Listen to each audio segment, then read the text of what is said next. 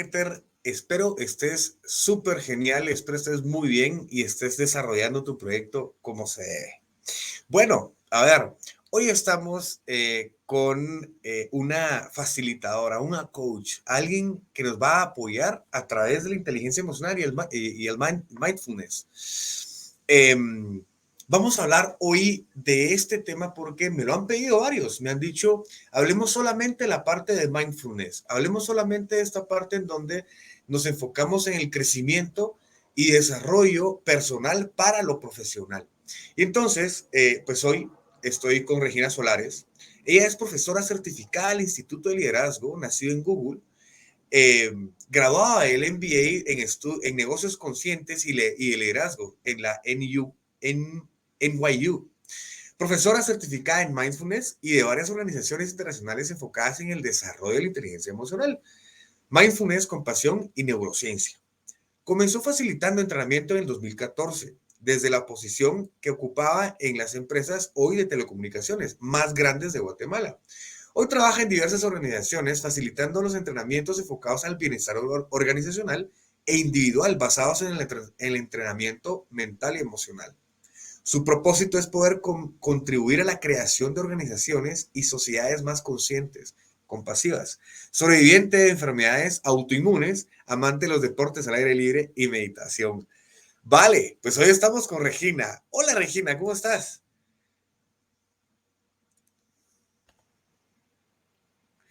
Qué bueno tenerte por acá, qué bueno que estés, que hemos logrado realizar este podcast en este día de lluvia, en este día De en lluvia y donde bloqueos. de lluvia no quedas, en donde volvemos al tema digital.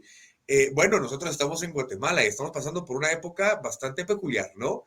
Y bueno, regresando al tema, Regina, cuéntanos más sobre ti. Sé que te he introducido de una forma muy amplia, sin embargo, cuéntanos el por qué la carrera y cómo has llegado a asistir a ser esa parte de sostenibilidad en las empresas del área humana. Sí, ¿qué tal? Mucho gusto. Un placer estar aquí contigo platicando de este tema que me encanta. Mira, yo trabajé en multinacionales durante casi 10, 12 años, hasta que debido por el estrés me enfermé fuertísimo y eso me llevó a tener que renunciar de mi trabajo. En ese camino, pues obviamente ya estaba certificada como coach y había estudiado algunas otras ramas relacionadas con el coaching. Y fue en ese camino que me di cuenta que fue a través de mi propio viaje en la enfermedad que me di cuenta que mucho de lo que me había enfermado era el no saber manejar mis emociones durante ciertos retos o estrés o situaciones retantes o estresantes, ¿verdad? Porque al final del día siempre se habla de que el estrés es producido por el tráfico, por el trabajo, pero lo que muchos no hablan es que realmente las interacciones humanas nos generan estrés y el no poder o saber cómo manejar ciertas situaciones, inclusive los conflictos, el ir a tu trabajo y tener un jefe tal vez que es un poco dictador o tener tensiones con tus compañeros de trabajo, te genera estrés y no hablamos de eso, o sea, no hablamos que realmente las interacciones humanas cuando no las sabes manejar te generan estrés. Y es de ahí de donde empiezo a indagar y a introducirme y a profundizar en todo este tema de la inteligencia emocional y habilidades blandas, ¿verdad? Porque no nos lo enseñan en el colegio, no nos lo enseñan en las universidades y al final del día, la mayor parte de tu vida te pasas interactuando con personas y te pasas Claro, enfrentando situaciones retantes, ¿verdad? claro. Bueno, y empata con tu propósito, ¿no? Que es contribuir a la creación de organizaciones y sociedades conscientes, ¿no? Esto de la palabra de ser consciente, eh, a veces no mucho la vivimos, a veces estamos en el día a día, ¿verdad? Y no estamos conscientes ni de lo que comemos. Es que hasta lo más básico, ¿no? De la comida. A veces no estamos conscientes de lo que estamos bebiendo, escuchando todos los días, ¿verdad? Ahora con todo esto de las noticias, Israel, en fin, Guatemala, Estados Unidos, en diferentes países con diferentes tipos de áreas en las cuales se están atendiendo a nivel política, a nivel, bueno, en su mayoría es política, ¿no? Sin embargo, estamos muy empapados de estos temas y pudiésemos estar empapados, que no estoy diciendo que no sea falta, es bueno enterarse, es bueno saber sobre el mundo, ¿no? Sobre las economías también, sobre cómo nosotros también podríamos contribuir, y ese es el lado positivo, ¿no? Cómo nosotros podemos contribuir desde nosotros, desde un área en la cual podemos ser personas eh, con mayor conciencia de las cosas que están sucediendo, ¿verdad? Con mayor conciencia de, bueno, a ver, si no me enseñaron a mí economía o bien finanzas personales en la universidad o en los colegios en donde estuvimos, me toca a mí.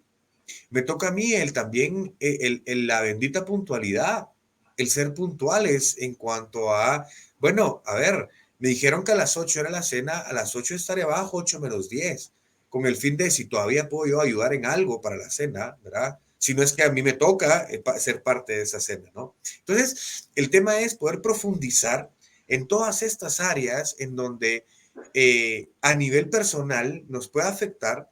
Sin embargo, el impacto lo vamos a ver a nivel profesional. En este caso, hoy lo vamos a enfocar por ahí con el fin de que las empresas, organizaciones, yo que estoy escuchando esto, me dé cuenta de las diferentes áreas en las cuales yo puedo aportar y no solo en las áreas profesionales, sino en el marketing, que ahí es donde radicamos con este podcast, ¿no? Que si nosotros, pues el fin de la puntualidad, el fin de poder tener habilidad, por ejemplo, de la responsabilidad de un acto, entonces uno es más consciente al momento de hacer las cosas, porque al final luego los resultados son lo que yo hice, lo que yo estuve sembrando, ¿no? Lo que yo estuve realizando en ese momento. Regina, cuénteme un poquito más a fondo sobre el por qué estudiaste todo esto, Regina, el por qué te desarrollaste en estas áreas dentro de toda el área de mindfulness. Sí, mira, hay varias razones. Una de ellas es que al final somos un poco producto de lo que aprendemos, no solo en nuestras casas, sino en los colegios, en las universidades y en todos lados. Y yo honestamente estaba como un poco cansada de ser tan reactiva a veces cuando se me daban situaciones como yo era el tipo de personas que se guardaba y llegaba un momento y explotaba. Y en esos momentos cuando explotas, que seguro a todos nos ha pasado, te pasas llevando de corbata a la gente y a veces te toca hasta pedir disculpas, ¿verdad? Entonces empecé realmente a hacerme consciente que no me gustaba esa forma de reaccionar y fue así como empecé como a meterme en un montón de talleres y un montón de procesos tratando de entender como de dónde venía esa reactividad, ¿verdad? Y esa forma de responder. Y fue ahí donde empecé como a profundizar más y obviamente después, como te comenté, con el tema de que me enfermé, empecé a ser más consciente de dónde estaba viniendo como esas partes de mi personalidad que no me estaban gustando y que ya no me estaban funcionando. Y entonces es ahí donde empiezo como con toda esta parte de la inteligencia emocional. Realmente el haberme enfermado, al final cada vez que me preguntan, yo siempre digo, fue un regalo. Son de esas situaciones que vemos como malas al principio, pero después te terminan cambiando completamente la vida. ¿Esto Por fue ahí, luego de la enfermedad? ¿Todo tu sí, desarrollo del mindfulness? sí, el mindfulness empezó, yo Ah, ya medio vale. meditaba, pero a raíz de la enfermedad me metí un montón en el tema de mindfulness. Recibí un curso aquí en Guatemala de un lugar que se llama El Arte de Vivir y ese fin de semana de mucha respiración fue cuando mejor me sentí y entonces empecé a investigar desde mi cuarto y mi cama, ya había renunciado a mi trabajo, empecé a investigar cuál era la conexión entre la mente, las emociones y el cuerpo, ¿verdad? Y fue ahí cuando caí en el tema de mindfulness. Y la verdad es que durante todo el proceso de enfermedad, de alguna forma yo estuve manejando mis emociones sin darme cuenta, ¿verdad? Porque normalmente la gente cuando cae en Claro. enfermedades cae en depresiones. Y yo realmente, gracias a Dios, no caí en depresión, pero mucho fue resultado de haber aprendido a manejar mis emociones en esos momentos tan difíciles. Y es ahí cuando de repente se me cruza el curso del instituto creado en Google de liderazgo y cuando voy a recibir el curso, me doy cuenta que mucho de lo que enseñaban yo lo había estado haciendo, como de alguna forma, yo qué sé, como un sabiduría interna, ¿verdad? O sea, en unos momentos difíciles a veces sacamos una sabiduría interna que no sabemos de dónde sale. Y entonces, bueno, el coaching, el mindfulness, la inteligencia emocional, con todo esto me empiezo a dar cuenta, hay una figura que para mí es como súper emblemática, que realmente describe esta situación, y es que los seres humanos vivimos el 95% del tiempo en inconsciente y solo el 5% de todo lo que hacemos es consciente. Y eso la verdad es bastante fuerte porque así como los ejemplos que tú mencionabas, uno a veces va manejando el carro y llegas al lugar donde tienes que llegar y no te acordás ni las calles que tomaste porque ya vas en automático y no necesariamente es que tengas tragos encima, pero ya no te das cuenta. Salís de tu casa, no te das cuenta, no te acordás si cerraste o no con llave, si apagaste las hornillas, si te pierden las llaves. A mí me pasaba mucho de parquear el carro y a veces pensar que me lo habían robado en los centros comerciales. ¿Dónde está? Sí, y entonces ahí es donde te das cuenta que pasamos la mayor parte del tiempo en automático y en inconsciente. Y hay una meditadora que a mí me encanta, se llama Sarah Blondin, y ella en unas meditaciones dice: si a mí me hubieran dicho de pequeña que donde tenía que empezar a buscar respuestas era cerrando los ojos y en silencio y viendo hacia adentro, me hubiera ahorrado muchos problemas.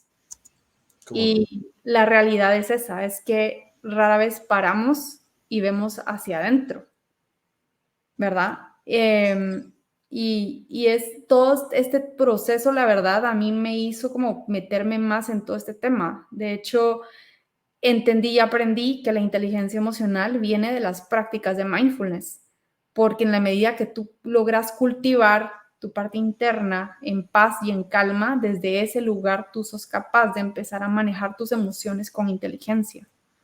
No es lo mismo tomar decisiones desde tu caos interno que tomar decisiones desde tu calma interna, ¿verdad? ¿Cuántas veces no hemos tomado decisiones en el calor de una pelea o de un momento álgido y después al rato nos arrepentimos? Entonces, es ahí donde las habilidades blandas no solo se vuelven un tema de personal para tus interacciones personales, sino también en tu área de trabajo, porque las habilidades técnicas son las que te abren las puertas para entrar a los trabajos, para que te den los trabajos, pero son las habilidades blandas las que realmente te convierten en un gran líder, ¿verdad? En esa persona que es memorable aún después de años de haberse ido de la empresa, por la forma como trata a sus empleados, por la forma como enfrenta los conflictos. Y todo eso viene más de las habilidades blandas que de las habilidades técnicas. Claro, claro. Mencionaste un montón de cosas, pero quisiera rescatar el área de la inconsciencia, del estar automático.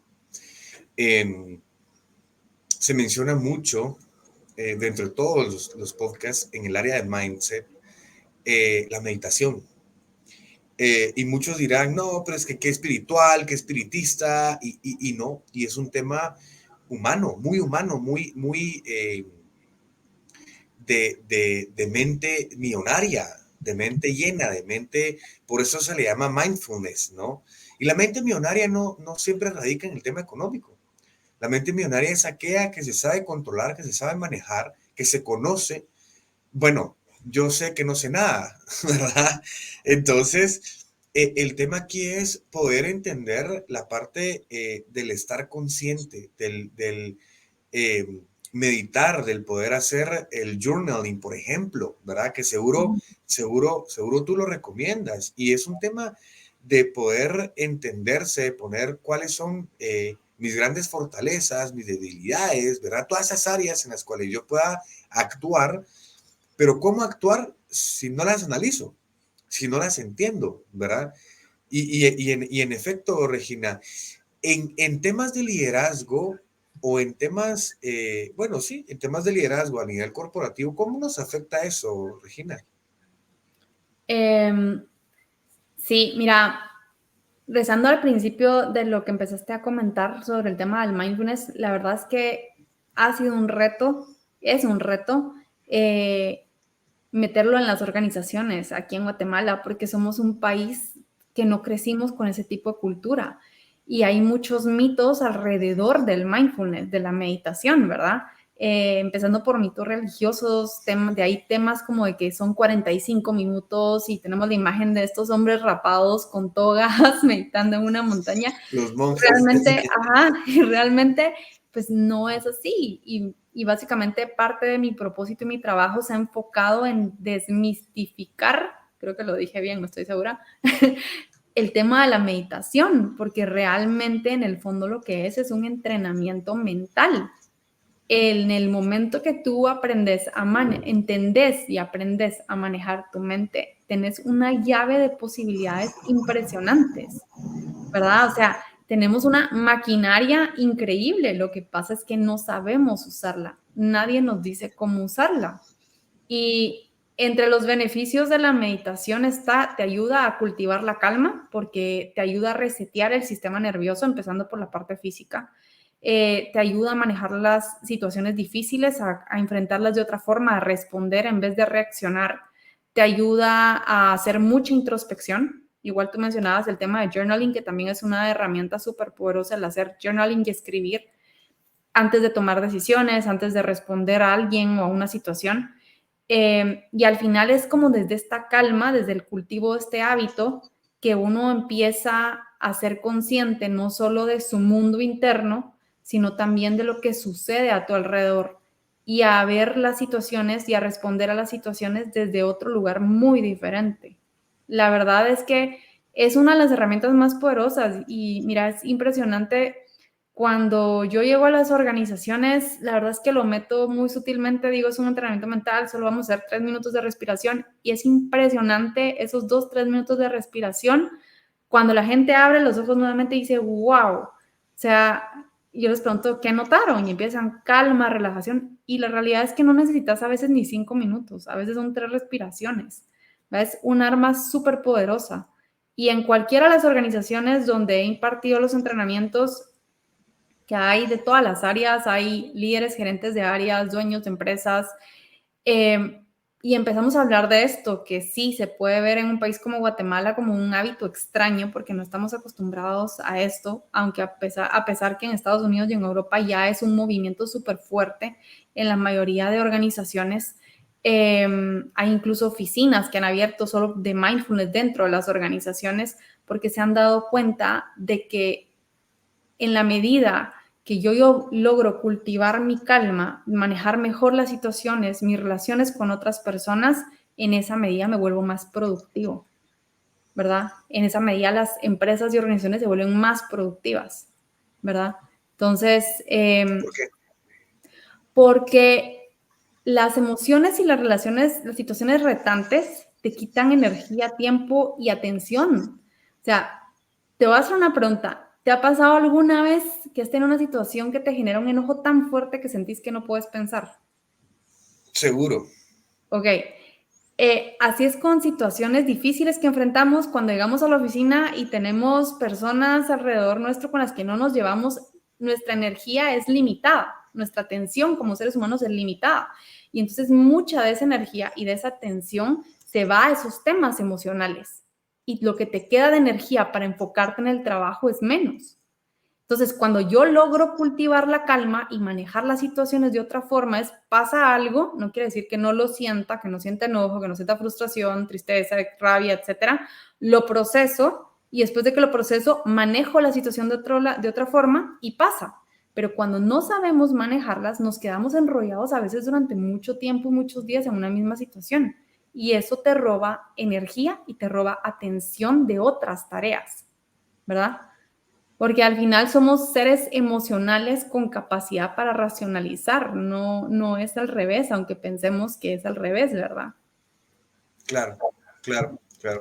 Mencionaste el tema de las emociones. Eh, Mencionaste el tema de la energía. Me gustaría entender un poco más a fondo sobre las emociones y la energía en su relación, ¿no? Ujú. En las tomas de decisiones. Y me quiero enfocar, teniendo esto en cuenta, químicamente en mi cerebro. Pues porque tú tienes mucho conocimiento en esa área Ujú, neuronal, ¿no?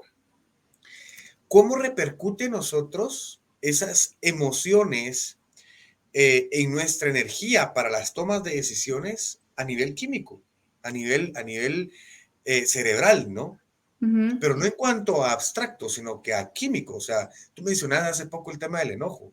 Y el enojo es porque se segrega la hormona de la adrenalina, se segrega la hormona de el cortisol, que hace que esas dos juntas, la amígdala lo que hace es que genera esto con el fin de que uno salga corriendo, que uno, pues porque al final es un reptiliano, ¿no? Amplíanos un poco más sobre este tema exactamente.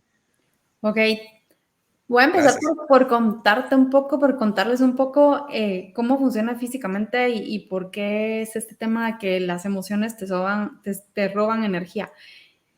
Súper. De la historia para acá, eh, el primer cerebro que se desarrolló en el ser humano fue el cerebro emocional y ese era el cerebro que le ayudaba a las civilizaciones anteriores cuando cazaban y vivían en tribus a poder estar alerta, ¿verdad? El cerebro emocional oye un ruido, yo corro, ataco, mato al león, defiendo a mi tribu, etc.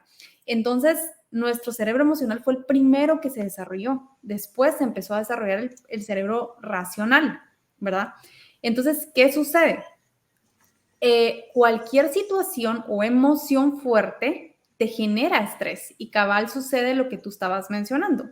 Las emociones fuertes o las situaciones complicadas y difíciles nos estresan, nos generan emociones que nos generan estrés al mismo tiempo.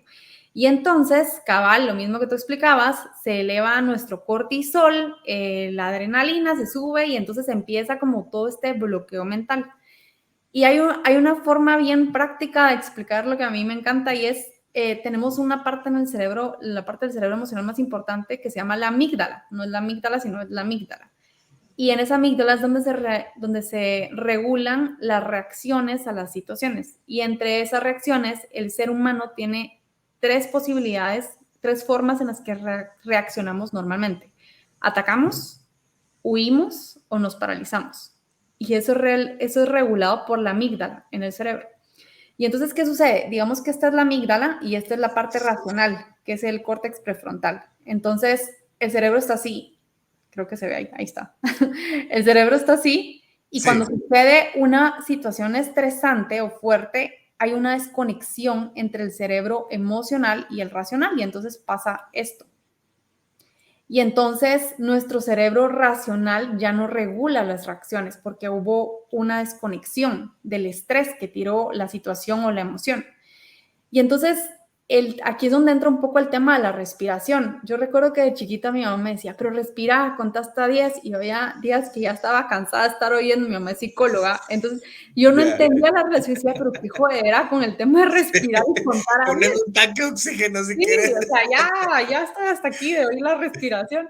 Hasta que empecé a estudiar esto y entonces empecé a entender que la respiración y el contar tienen una razón de ser y es que cuando ocurre esta desconexión, así, Ujú, sí. cuando tú respiras, lo que vas haciendo es que vas dando tiempo a que se vuelva a dar la conexión entre los dos cerebros. ¿Sí? ¿Por qué sucede esto? ¿Cuál? Porque El es, que por el oxígeno, porque es otra cosa que se vuelven a conectar. ¿sí? Más Porque bien ayuda a que se conecte. Ajá, más bien lo que sucede es que estás dando tiempo, sí, por el oxígeno, porque entonces tú respiras, se empieza a calmar el sistema nervioso parasimpático y eso empieza a dar chance y tiempo a que todo vuelva a su lugar. Y entonces cuando vuelve a su lugar y se vuelve a dar esta conexión entre los dos cerebros, ya tenés la capacidad de responder con mayor inteligencia emocional, ¿verdad? Entonces, el respirar o el contar da espacio para que uno se calme el sistema nervioso y entonces se vuelva a dar esta conexión. Y desde esta conexión sea tu cerebro racional el que responda y no tu cerebro emocional. Y ahí es donde viene esta es la parte neurocientífica o sí, más física y científica de poder explicar qué es lo que sucede y por qué es que se dan estas partes donde a veces tomamos decisiones erráticas, donde a veces contestamos de formas tal vez que no son las más adecuadas y lastimamos a las personas y a veces ponemos en riesgo hasta nuestros trabajos, ¿verdad? Negocios, etcétera, porque algo te detona y se da esta situación, ¿verdad? Claro. Entonces, la respiración realmente es una herramienta súper poderosa y cabal se da todo, o sea, lo podemos ver tangiblemente, lo vemos afuera cuando tú ves personas que se detonan y reaccionan de alguna forma. Y físicamente al interior pasa todo un proceso, que es este, ¿verdad? ¿Cómo no? Y Regina, a lo contrario, cuando estoy muy exaltado, muy emocionado, también Ujú, usualmente a veces se toman decisiones rápidas, ¿no? Impulsivas, se podría decir. ujú. Cuéntanos un poco qué es lo contrario, ¿no? A temas de enojo, al tema de cortisol. ¿Qué pasa en este caso? ¿Hay mucha oxitocina, hay mucha serotonina o qué sucede? Sí, es exactamente el mismo proceso, porque al final yo siempre pongo como ejemplo las emociones que normalmente nos generan daño, ¿sabes? Porque el ejemplo es como más drástico, como enojo, frustración, etcétera. Pero pasa Lo igual con digo, el... perdón, Regina, te voy a dar un paréntesis. Lo digo por el hecho de, a ver si algunos se identifican, que es, me ofrecen un increíble trabajo, me ofrecen maravillas, ¿no? Para poder entrar a un proyecto, a un proceso, a cualquier tipo de medio para poder yo generar conocimiento, experiencia y honorarios económicos. Sin embargo, me ofrecen cielo, mar y tierra y a veces, en su mayoría, he escuchado que no se firman contratos o que no se firman por escrito y es verbal, y entonces uno toma decisiones eh, impulsivas, ¿verdad? Por eso lo traigo a colación. Cuéntanos, Regina. Sí. Y fíjate Perdón, que Regina. realmente el proceso físico termina siendo bastante similar, ¿verdad? Porque uno sucede desde la parte cabal del estrés y el cortisol y el otro te sucede un poco más, no desde el estrés, sino desde la adrenalina. Y desde la adrenalina también se te zumba el cortisol, tenés como tanta excitación que hay un bloqueo mental que hace que esa excitación te haga tomar decisiones sin haberte calmado, respirado y analizado la situación antes de tomar la decisión, ¿verdad? Realmente físicamente el proceso es el mismo, es este bloqueo mental que te da debido a toda esta excitación, ¿verdad? Tanto la excitación como el estrés te generan estos disparos de cortisol y estas a veces desconexiones entre el cerebro racional, que es el que te ayuda a tomar las decisiones, y el cerebro emocional, que es un poco más impulsivo, ¿verdad? Claro. ¿Y qué podemos nosotros hacer adicional a respirar para poder ir controlando este tipo de emociones? Porque al final de eso se trata la inteligencia emocional, de formar Sí. carácter, ¿no? Sí, mira, lo primero es, yo siempre digo, para poder cambiar un hábito, primero tenemos que verlo, porque uno no puede cambiar lo que no puede ver. Y la mayoría de las veces actuamos y no nos damos cuenta de nuestros propios hábitos, ¿verdad? De nuestros hábitos, de nuestras respuestas, de nuestras reacciones. Entonces, primero hay que verlo. Hay varias técnicas para poder empezar a trabajar estas cosas. Entre ellas, solamente una es la respiración, porque la respiración te ayuda a regular tu sistema nervioso y empiezas a cultivar la calma, ¿verdad? Y tanto que de tanto practicarlo se te empieza a volver un hábito hasta que se vuelve automático en ti el poder estar más calmado y reaccionar y responder desde una plataforma de mucha más calma. Otra es, Inconscientemente. ajá, sí. La otra es el tema de la escritura, el journaling. Es cuando tenés este tipo de situaciones, uno puede ir y antes de tomar una decisión, sentarse y empezar a escribir sobre la situación. Y van saliendo cosas que a veces uno ni se imagina, ¿verdad? Esa es otra forma. Y creo que tal vez la más importante es una que, bueno, en los entrenamientos que doy le llamamos la pausa sagrada. Y es antes de cualquier situación, obligarte a parar, a parar. No responder, no reaccionar, simplemente te obligas a parar. Porque el hacer esa pausa hace un mundo de diferencia con lo que pueda suceder después. Entonces es parar y tomarse unos momentos, ¿verdad? Para pensar, para no responder, para no actuar, etcétera. Claro, claro. Regina, cuéntanos, ¿cuál ha sido tu mejor decisión en la vida? Mi mejor decisión, dedicarme a lo que me dedico hoy. La verdad es que Nunca en mi vida, jamás me hubiera imaginado estar haciendo lo que hago, ni siquiera me cruzaba por la mente. Yo no quería ni siquiera ser coach. Yo siempre decía que todo lo que estudiaba era para mí, para mi evolución personal, no para estarlo enseñando ni practicando con otra gente.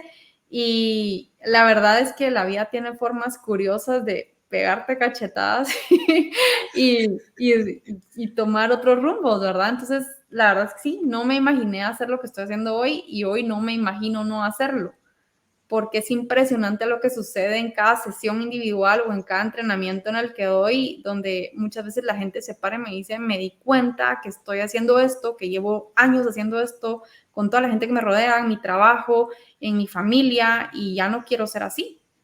Entonces, sí, ha sido un camino difícil porque no ha sido fácil, pero la verdad de mucha satisfacción. Genial.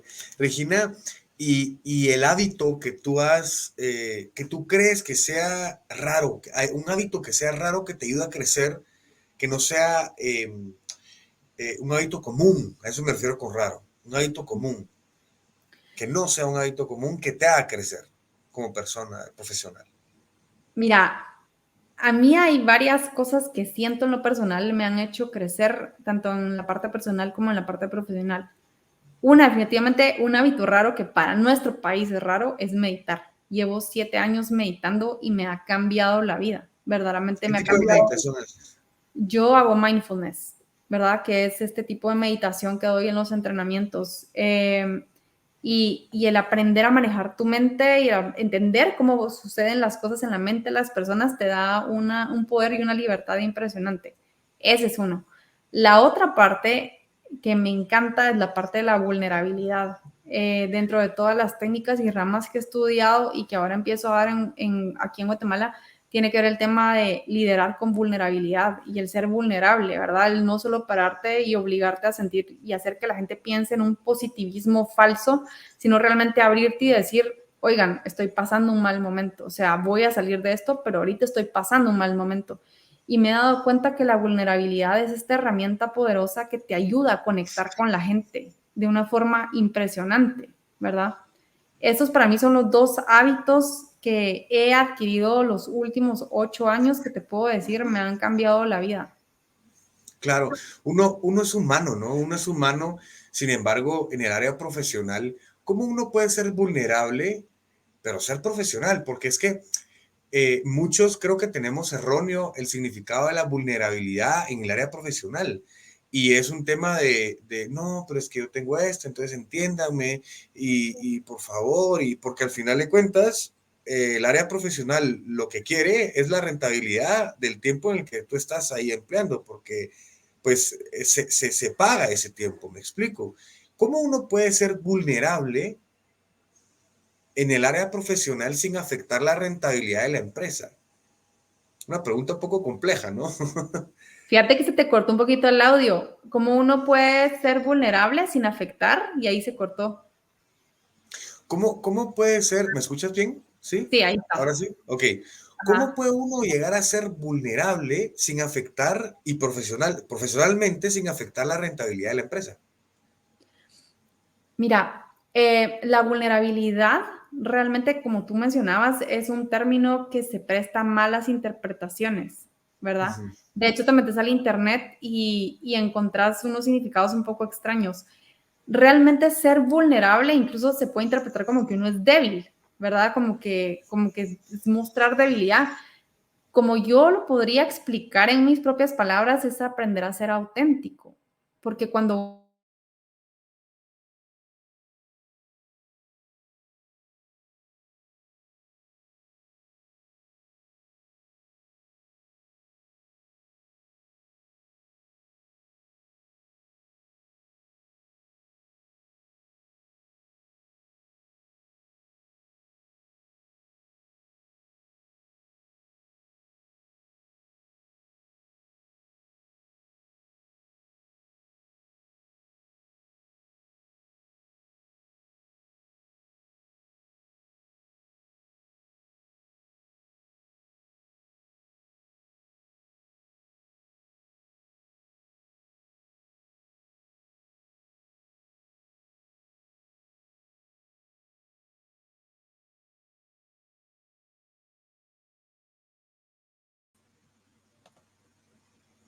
Oye, Regina, perdona, creo que te dejé hablando sola.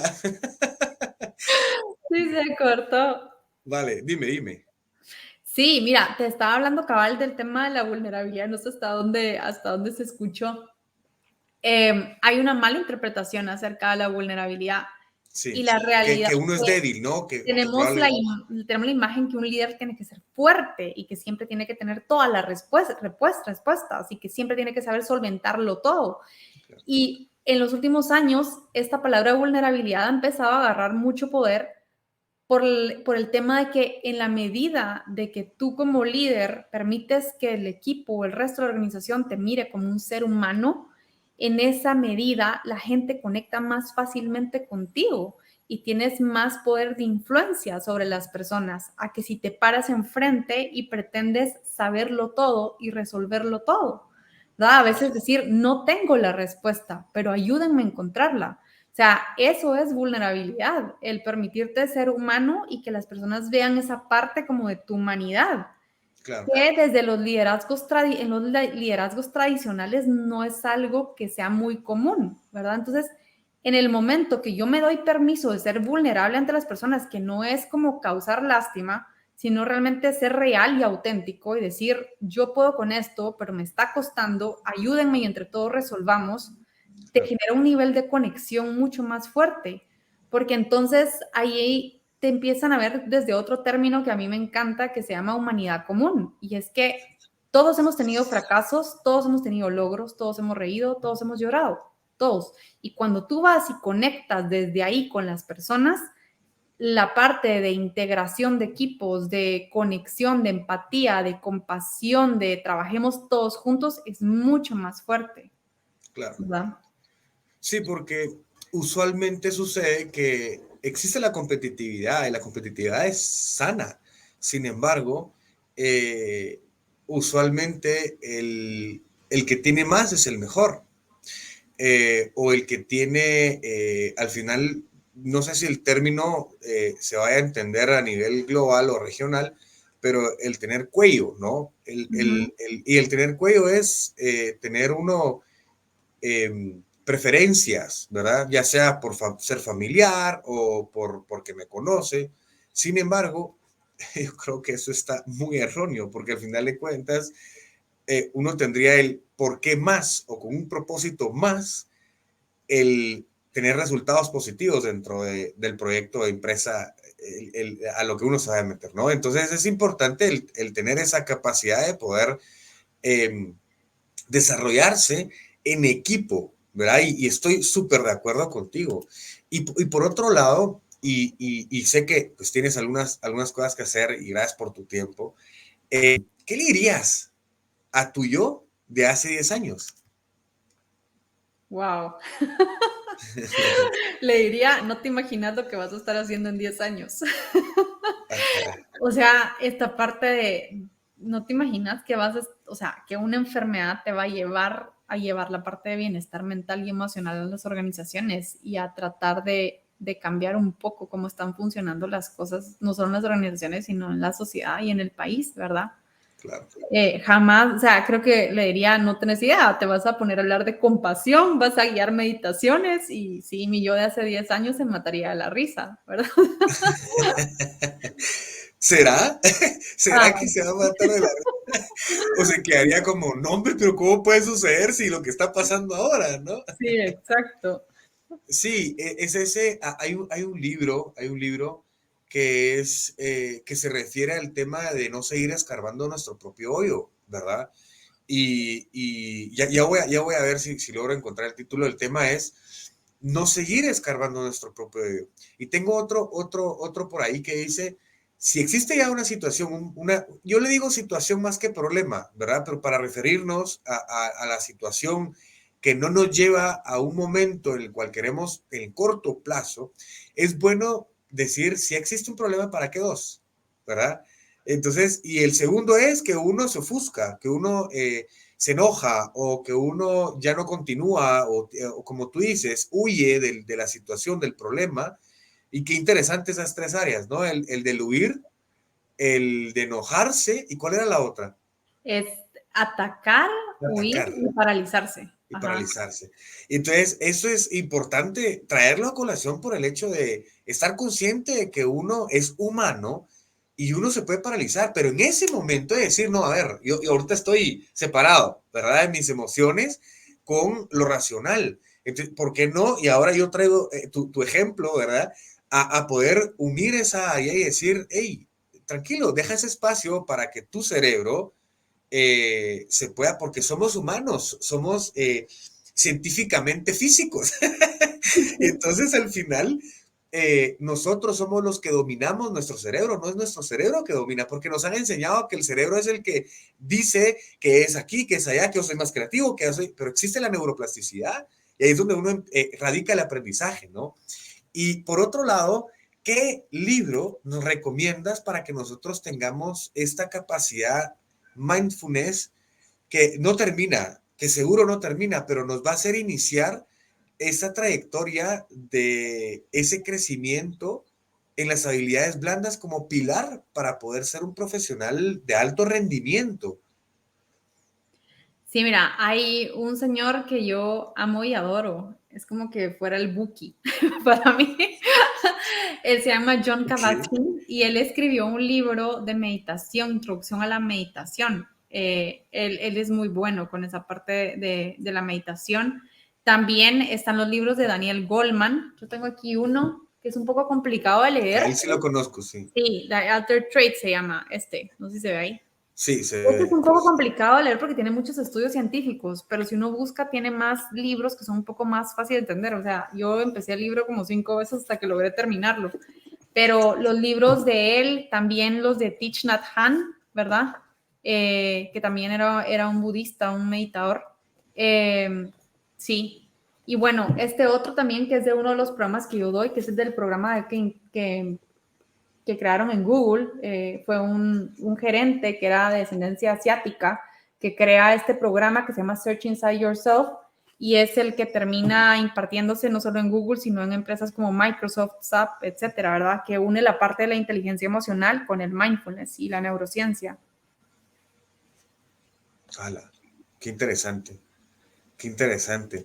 El primer libro que nos mencionas es de, me dijiste que era como el gurú, Sí, como John Kabat-Zinn se llama él Kabat-Zinn. y tiene varios libros de meditación. Genial, genial. Buenísimo.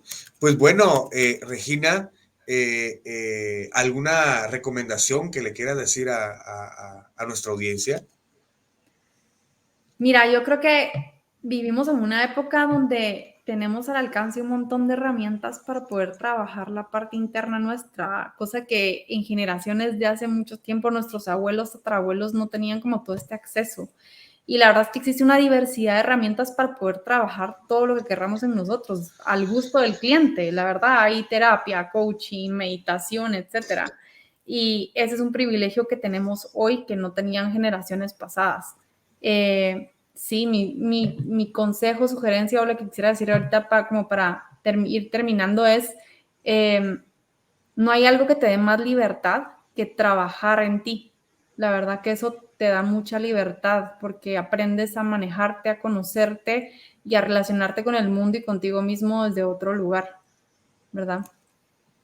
Me decía una persona bastante sabia, permítete conocer a través de las otras personas.